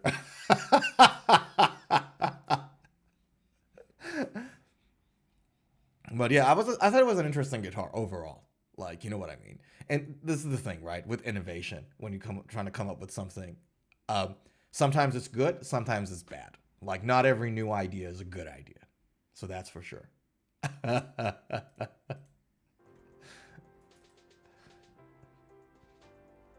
Anyways, all right. Shall we go and talk about this? I really wanted to talk about this because not so much the special. So the news is that Guitar Center's 4th of July sale has arrived early with a 45% discount, and it's crazy, and so on and so forth. And I know not everybody lives in America, and this wasn't the topic that I wanted to discuss. But I thought it's a good thing to bring up because it's a very good indicator of what's happening in the market, in the guitar market these days.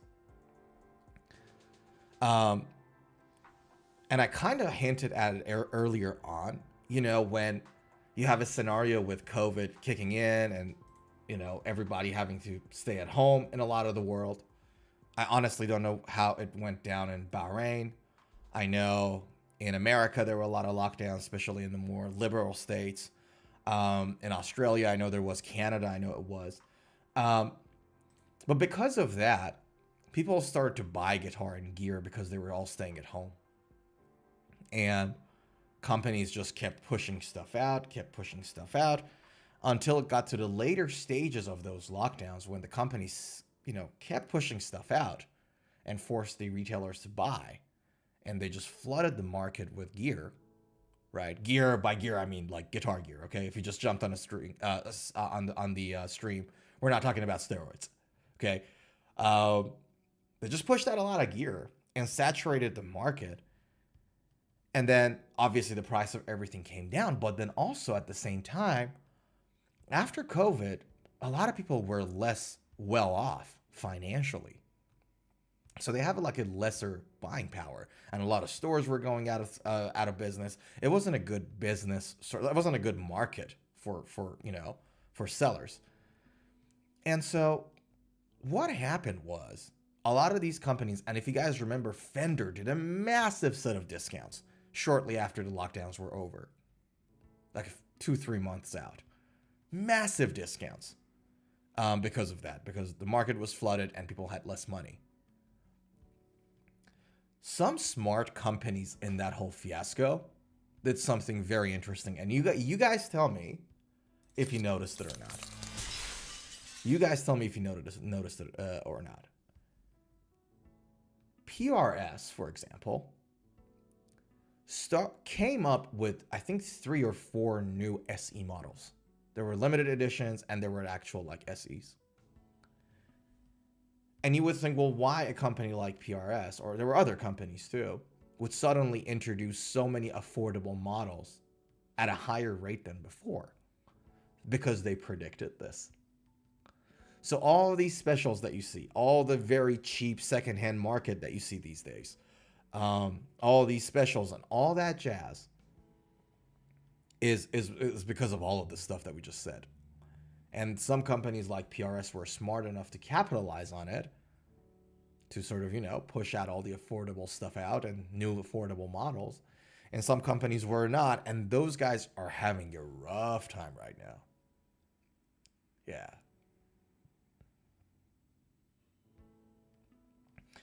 Zuhair asks, you heard about the fire hydrant leaking outside a Guitar Center? Yeah, I saw that. That was heartbreaking. There's videos online about it, I think. Hold on, let me see if I can find one. Give me a second. I saw the videos and I was heartbroken, man. Imagine being like, aside from the fact that it's sad how perfect guitar and gear gets destroyed.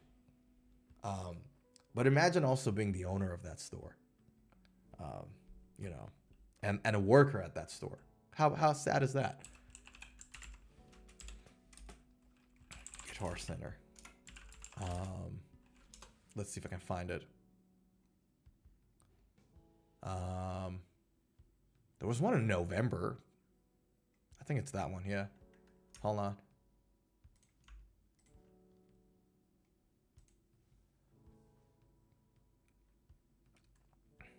Yeah, that's the one. Here.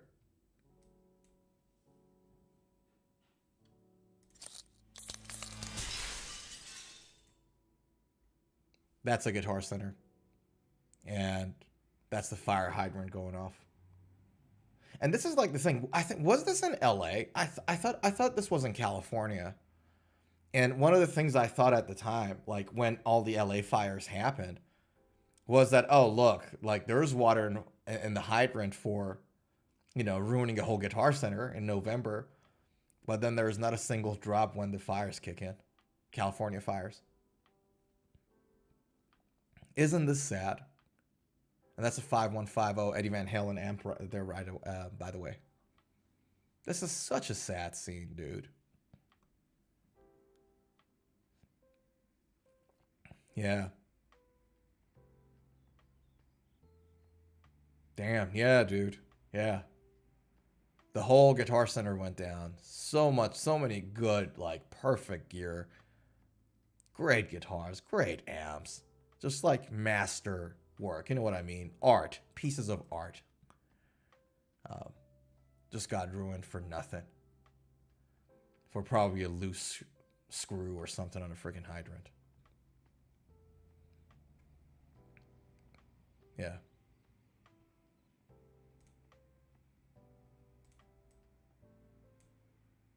Yeah.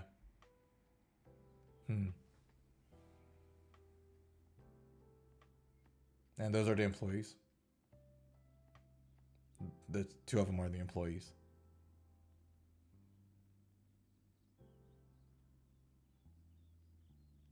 Zora says loose screw in a fire hydrant tech's head. You mean, yeah. Yeah, very true. Loose screw in a fire hydrant. In a tech person's head. Imagine though, like, yeah, I don't know, man. I was really depressed when I saw it. I was like, oh man, because the thing is, like, especially like, and again, with factory made guitars, the feeling is not necessarily there, right? But there are a lot of like hard work that goes into creating those stuff. Like Marshall amps, for example, to this day, they're produced, their American-made stuff all the old school way. By hand. Like if you guys look at videos from Marshall's workshops, like their factory. Yeah. It's insane. Anyways. But yeah, no, I saw that, dude. I saw that insanity that went down in the freaking, I think it was LA. Yeah. Anyways, you guys saw, by the way, how many of you guys saw the video I made about Herman Lee's new PRS signature guitar? Did you guys see that? The Clio? How many of you guys saw it in Clio? Twitch, talk to me.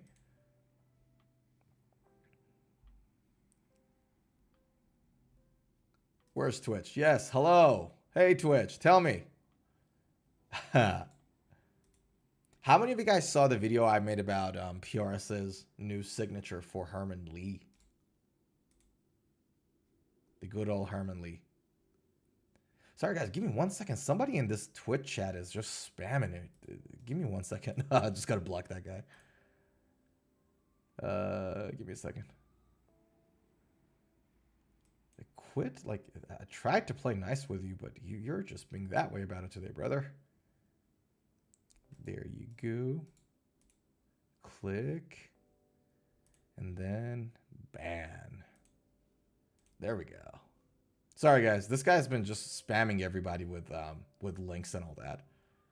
And I've been trying to low-key on the side tell him not to do it, but he doesn't listen. He's not listening. Probably a classical guitar player, I think. I really think that. I think with usually with classical guitar players, when you tell them not to do something, they do it. Like, for years now, I've been telling classical guitar players not to play their guitar, and they don't listen.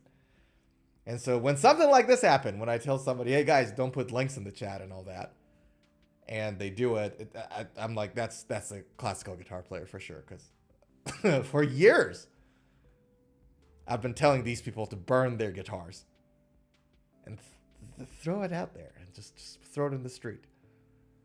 But they don't listen. So I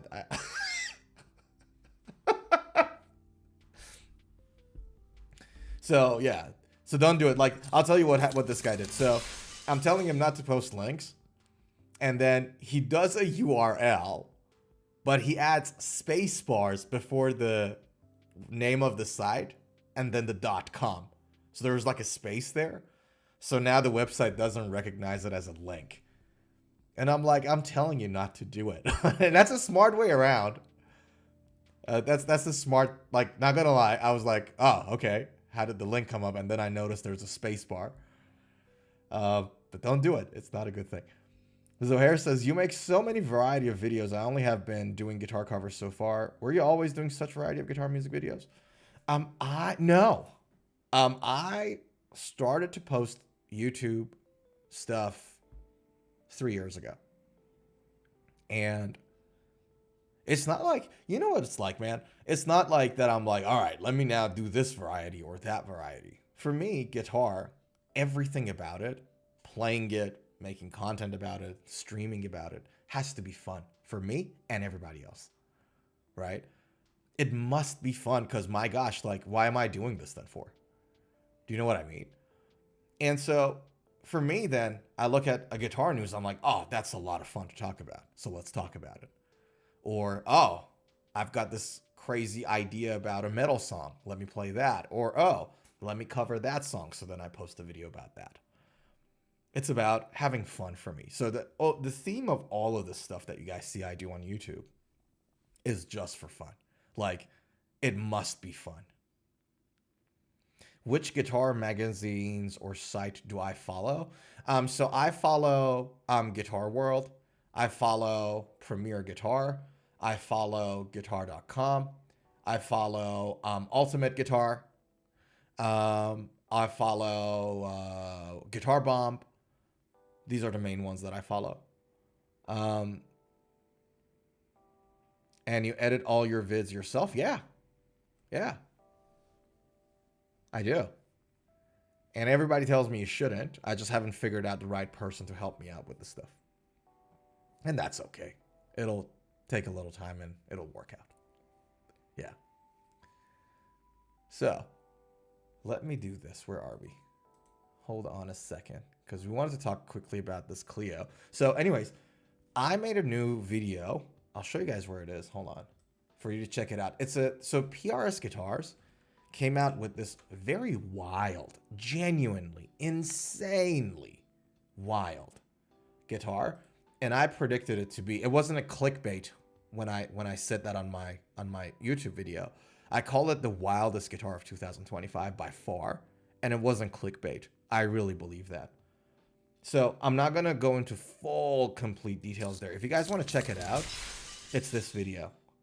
There's two different thumbnails on it, but the title is, this is by far 2025's wildest guitar, PRS Clio. Check it out for the full specs and details, because not everybody, let's be honest, finds like a geeky full detail stuff like attractive.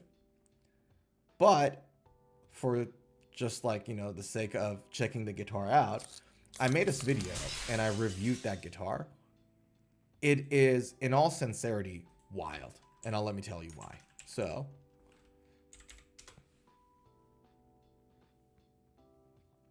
it's this guitar. And by the way, for those who don't know, Herman Lee is the lead guitarist for Dragon Force. He's very talented. You guys have heard of the song Through Fire and Flames? It's a very famous song. That's the guitar. And there are a few like really crazy cool features about it. For example, instead of PRS birds, it has dragons on it for Dragon Force. But the thing that really got me, like really got me on this guitar was the fact that the guitar is made so thin that for the input jack to go into a guitar, they have to create a bump on the guitar. See this bit? That's how thin this guitar is. See that? It's not thick enough for that input jack to go in on the guitar without them having to not create a bump, because that's how carved the guitar is. So like they just made this to be light and ergonomic. Fishman Fluence pickups, which is the first PRS pickup with like, and what looks like that? Ibanez, yes. Very, very similar to Ibanez guitars. A lot of people said that, like people commented on that video said the same thing. I think, yeah, you're right, 100%. Looks like an old Ibanez, which Herman Lee used to play for a very long time. And look at this again. Not enough space for the electronics cavity, so they have to bump it out and carve everything else out. And the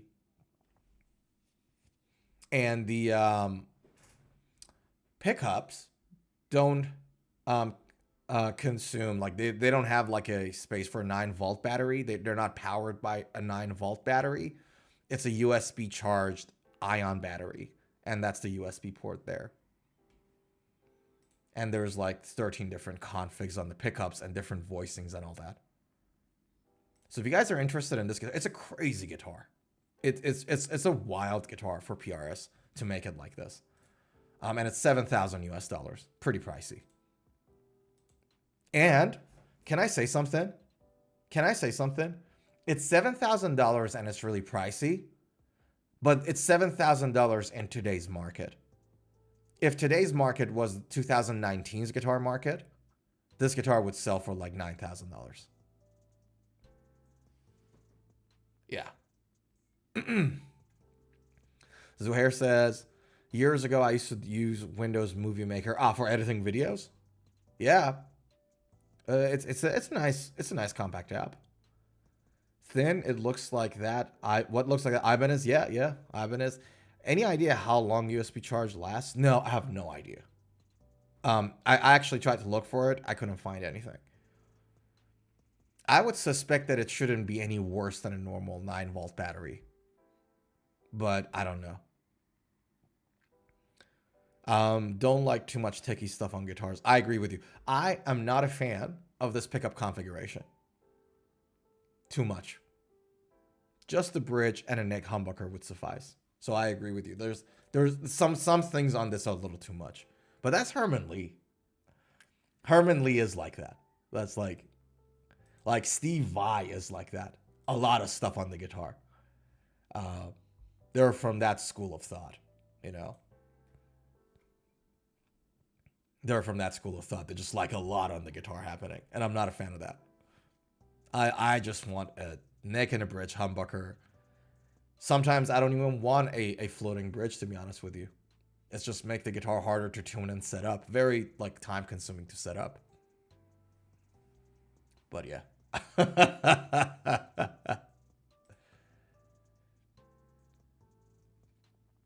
Things are changing, man.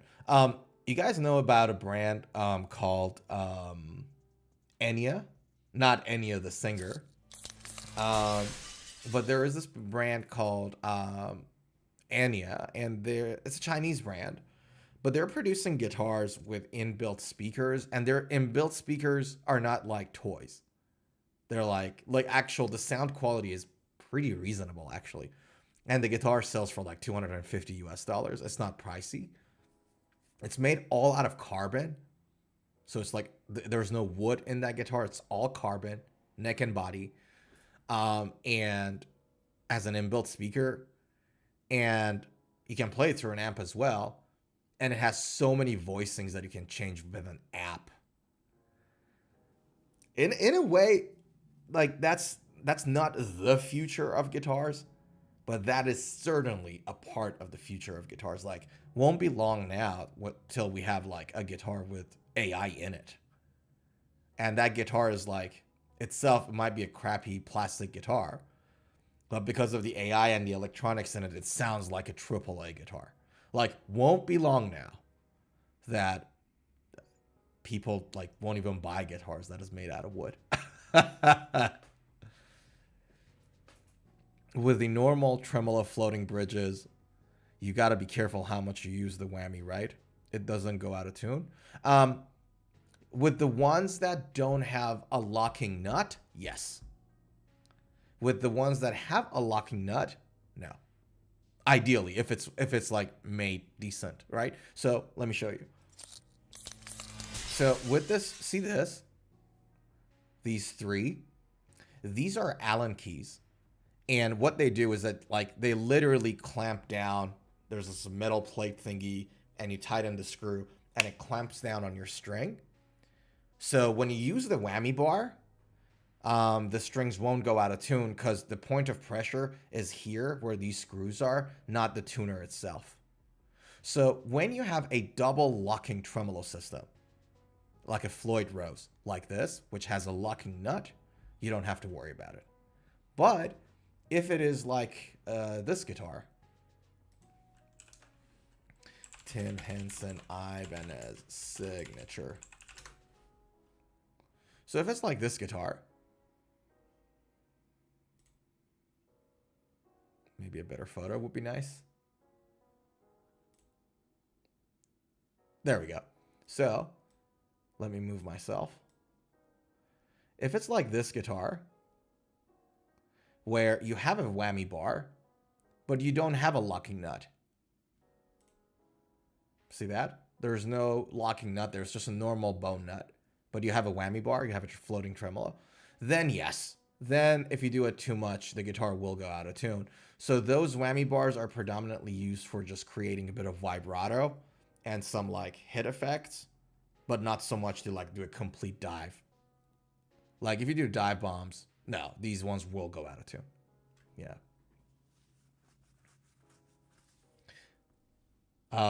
Doesn't make them bad guitars. It's just a different axe. But yeah, I agree with you. If you got a whammy bar, you know, might as well just make it locking so that you can use the whammy bar in its full. PRS Custom 24s are all like, a lot of them got like, oh yeah, they got floating bridges without a locking nut. So yeah. There's ways around it, I guess. It's not a rule. Like, if you got locking tuners and your tuners are tight, there's ways around it, I guess. But I personally wouldn't do a dive bomb on a guitar without a locking nut. Yeah. Give me 1 second.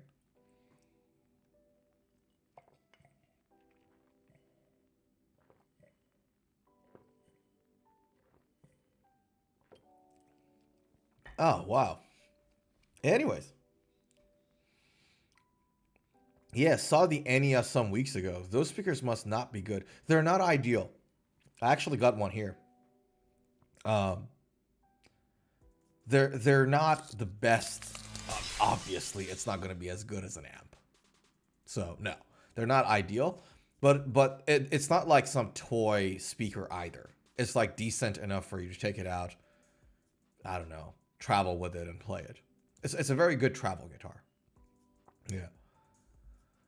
I had recently gotten a keyboard. Love playing it. That Enya guitar with inbuilt speakers reminds me of the keyboard. Yeah, it is very keyboard-like, right? Because some of these keyboards got that like, you know, thing with holes in it on the side. Yeah, I know what you're talking about. The normal whammy bridges, seems to me, can be two types. Like a hardtail whammy moves one way and floating. Yeah, you're right. There are ones that move only in one direction, and there are other ones that move in both directions. 100%. Yeah. Again, it's just a matter of preference, man. I saw an 8-string LTD guitar, if I'm not mistaken. It was an LTD guitar. What was the Animals as Leaders guitarist name? Not Tosin Abasi, the other guy. He has this 8-string guitar with a floating bridge, and I'm like, why would you do that? Let me see if I can find it for you guys. ESP LTD 8-string floating bridge. I think it's the there we go. Yes, that's the one. Found it. Thanks. Want to confirm? Yeah, anytime. So it's this guitar. It's Javier Reyes's. There we go. That's his name. Javier Reyes. So this guitar is an LTD, ESP LTD guitar for Javier Reyes, who is the second guitarist in Animals as Leaders. That's Tosin Abasi's band. This is an 8-string Strat-shaped guitar with humbucker single coil config and a Floyd Rose. Now, you tell me if this guitar, and I know there are a lot of Animals as Leaders fans out there. I'm not trashing, like, Javier Reyes and Tosin are superb guitar players. But really, a Strat-shaped 8-string guitar with single coils in it and a floating bridge. The person who came up with this design, what's that thing called when somebody enjoys hurting themselves? Melancholy? No. S&M? No. What do you call that? Sadistic? Yeah, sadistic. There we go. Like, that person just likes to be in pain. Like, how do you set up a guitar like that? Unless you have a guitar tech that is getting paid to go through that headache with you. Setting up this guitar, the guitar's intonation and action and tuning, God forbid, is a pain. It takes a whole day to do it. Why would you do that? For single coils in it, for a guitar with single coils in it, why would you do that? This guitar shouldn't exist. But it really does. I feel about this guitar what Zuhair feels about Strandberg bridges.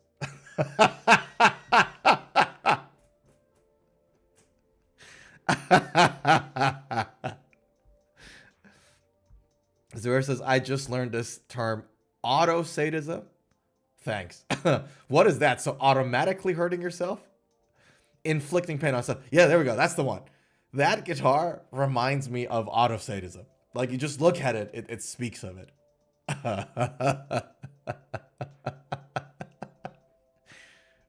Would you guys agree? Like, is it me? Or this guitar really shouldn't exist? Yeah. Now, jokes aside, it's a specialty tool, right? It's like when you got a surgeon, every surgeon, like depending on the type of surgery they do, they have a special type of scalpel that is angled this way and that way, and a special set of tweezers, whatever. I don't know anything about surgery, so forgive me. Everybody has, like, you know, specialty tool to achieve a goal. And this guitar is very obviously a specialty tool, right? It's designed for one specific purpose. Obviously, it's a signature guitar. But this is not something I would recommend anybody to buy. Somebody earlier on, I think it was Empty from Bahrain, that asked if I can recommend a good 7-string, like affordable 7-string. I would not recommend this guitar to anybody. Even if you have all the money in the world and you're like, oh, you know what, Soren, you know, money is not an issue. Recommend me a good 8-string guitar. That guitar will be at the bottom of my recommendation list, unless I don't like that person. Unless I'm like, you know what, I don't like the guy. So yeah, take that one. That's good. You're gonna have a great time with it.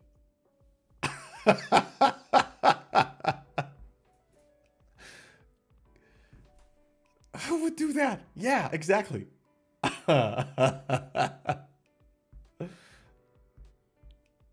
Good Lord. Anyways. You just proved we shouldn't ask just anyone for advice. Yeah, well, yeah. I mean, you know what I mean though. Like, you get like, who the heck would put like? It's ridiculous. But yeah, don't ask advice from people that you have a not a great history with. You know what I mean? Nothing good comes out of it. Like, if somebody recommends you that guitar, you know that's not a friend.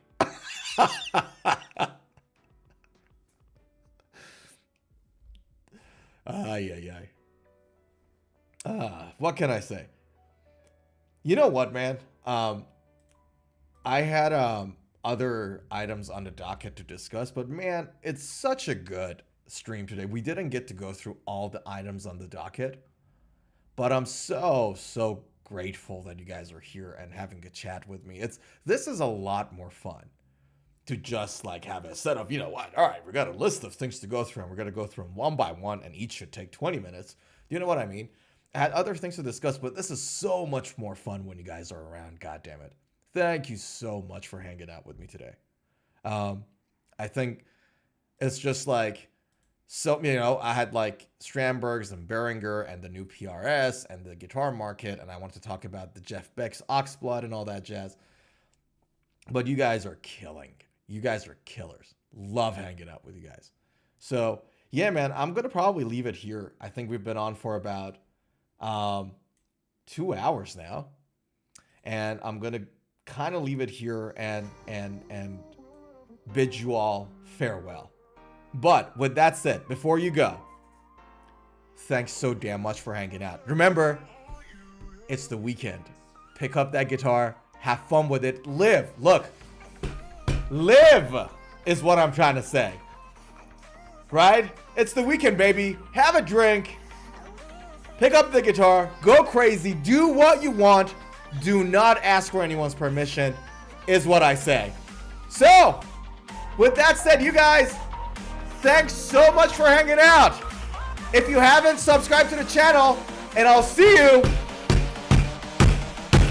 in the next video. Mwah! Catch you guys around. Have a great weekend, everybody. Live!